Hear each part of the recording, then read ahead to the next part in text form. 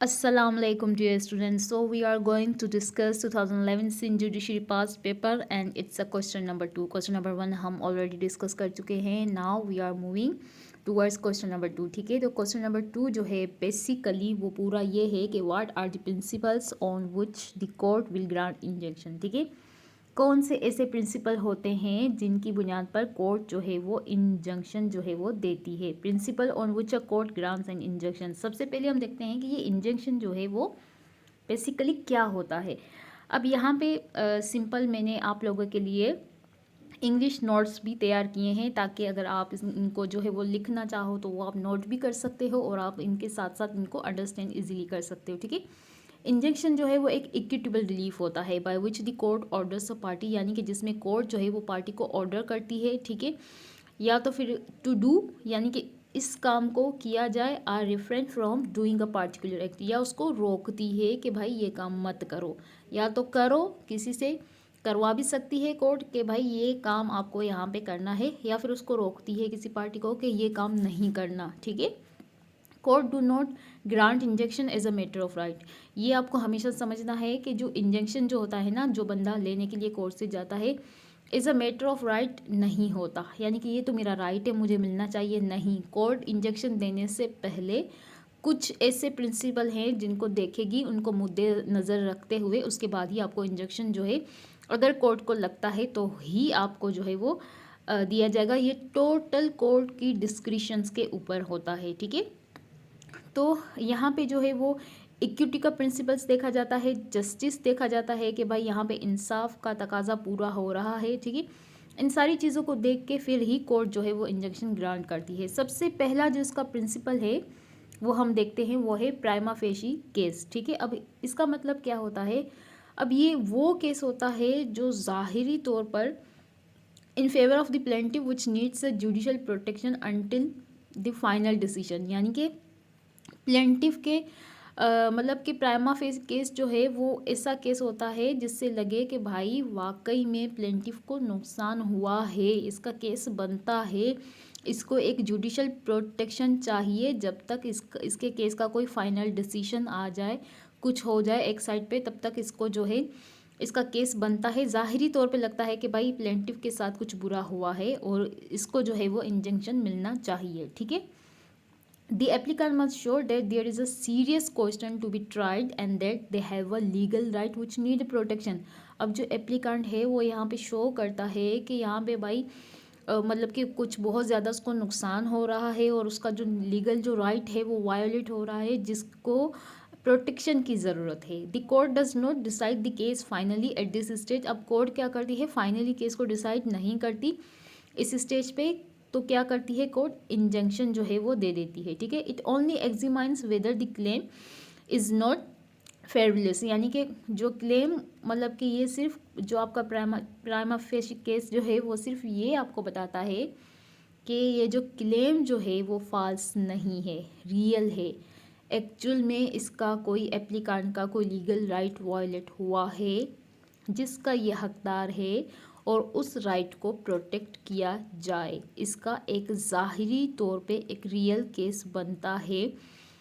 उसके ऊपर कोर्ट इसको जो है इंजेक्शन देंगी, किस लिए, उसके राइट को प्रोटेक्ट करने के लिए.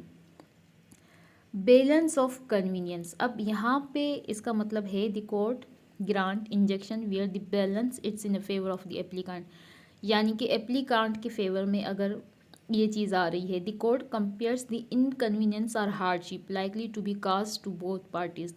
अब इसमें क्या होता है कि कोर्ट देखेगी दोनों पार्टीज़ को, एग्जामाइन करेगी, कंपेयर करेगी कि कौन सी पार्टी को ज़्यादा नुकसान हो रहा है, कौन सी पार्टी ज़्यादा सफ़र करेगी अगर इंजेक्शन नहीं दिया गया. तो प्लेंटिफ आता है, एप्लीकेंट आता है कोर्ट में, वो कहता है कि भाई मुझे इंजेक्शन चाहिए, ये मेरी प्रॉपर्टी है, यहाँ पे ये बंदा जो है वो इलीगली कंस्ट्रक्ट कर रहा है. अब क्योंकि उसके पास एक लीगल राइट है, अब वो जो बंदा कंस्ट्रक्ट कर रहा है अगर उसको नहीं रोका गया, अगर उसने कोई दीवार बना दी या कुछ भी बना दिया, उसकी प्रॉपर्टी तो ख़राब हो जाएगी ना, जो कि उसका लीगल राइट है. और बाद में उसको हटाने के लिए और जो भी खर्चा वगैरह होगा वो सब प्लेंटिफ को सफ़र करना पड़ेगा इन केस अगर उसके हक में बाद में फैसला आ जाता है.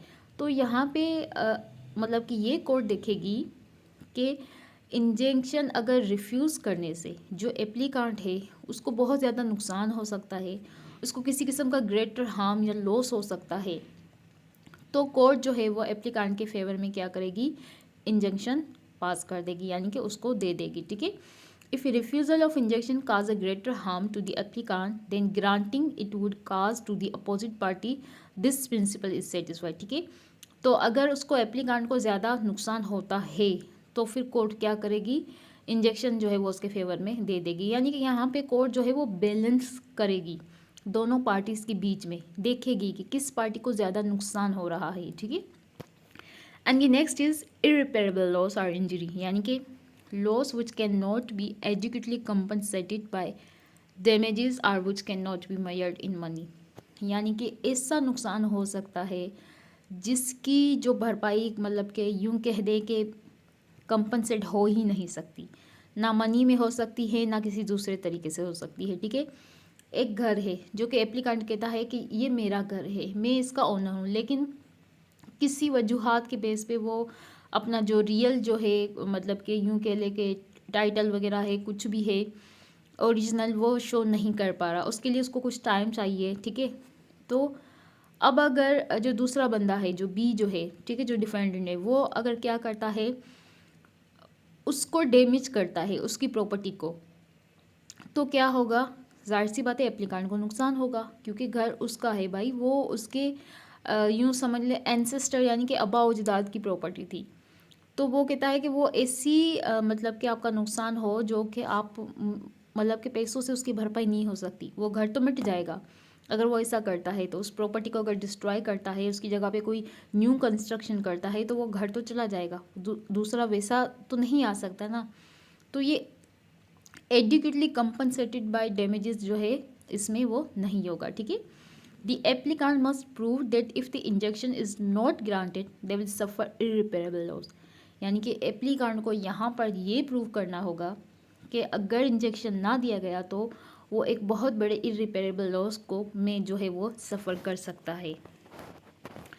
अब नीचे के एग्जांपल है वो देखते हैं।